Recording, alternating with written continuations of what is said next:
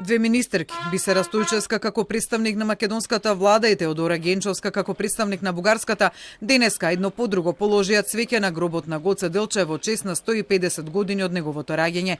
Присуството на двете делегации во црквата Свети Спас, бугарскиот премиер Кирил Петков пред една недела го најави како заедничко чествување од двете држави, додека македонската влада настанот го најави како државно одбележување со учество на делегација од Бугарија. Шефицата на бугарската дипломатија Генчовска, која предводеше бугарската делегација, но ни македонската министерка за култура не дадоа изјави по церемонијата која беше под засилено полициско обезбедување.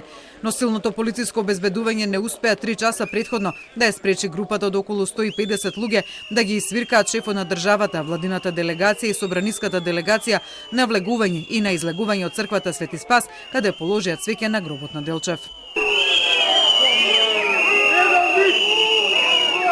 Председателот на државата, кој за протестот рече дека е демократско право на изразување став за заедничкото чествување на Гоце Делчев од двете држави, рече дека за него тоа не е спорно, без оглед што историската комисија се уште не се усогласила по тоа прашање. Тој пред да постои историската комисија, ние сме имале заеднички чествувања на одредени настани, на одредени ликови и без да има одлука на историската комисија сме правеле и во Република Бугарија и во Северна Македонија заедничко чествување на различни паметници. Така што не гледам проблем. Не гледам проблем во тоа да некој од нашите соседи искажува пиетет кон еден од камен темелниците на нашата државност. Не гледам проблем во тоа. Пендаровски, кој како положи цвеќе на гробот на Делчев, отвори изложба во негова чест и коментираше и последните изјави на бугарскиот премиер, критички насочени токму кон него и неговите постапки.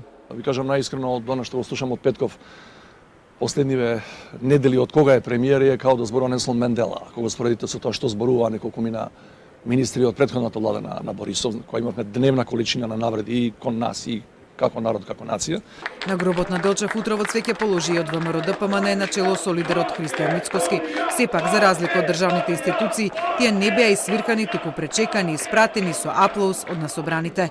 Мицкоски по церемонијата го кажа и својот став за заедничко македонско-бугарско чествување. Ако се слави 150 годишнината од раѓањето на големиот македонец и македонски син Ѓорги Делчев, немам против.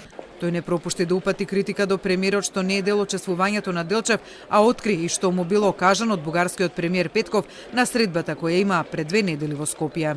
Тоа кое што го кажа и во јавноста за промена на променен уставот и да биде вклучено дел од бугарскиот народ незначително малцинство во Македонија во уставот.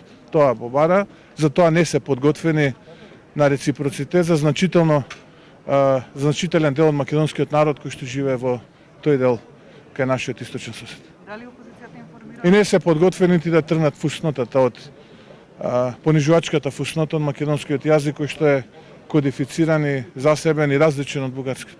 По завршувањето на официјалното чествување, македонската и бугарската делегација се разминаа со представниците на бугарските здруженија од Македонија и од Бугарија, дојдени да положат цвеќе на гробот на Делчев, додека на кеот на Вардар полицијата ги задржа комитите тргнати кон гробот на Делчев и тие со намера да положат цвеќе, што и го направија веднаш откако замина бугарските здруженија.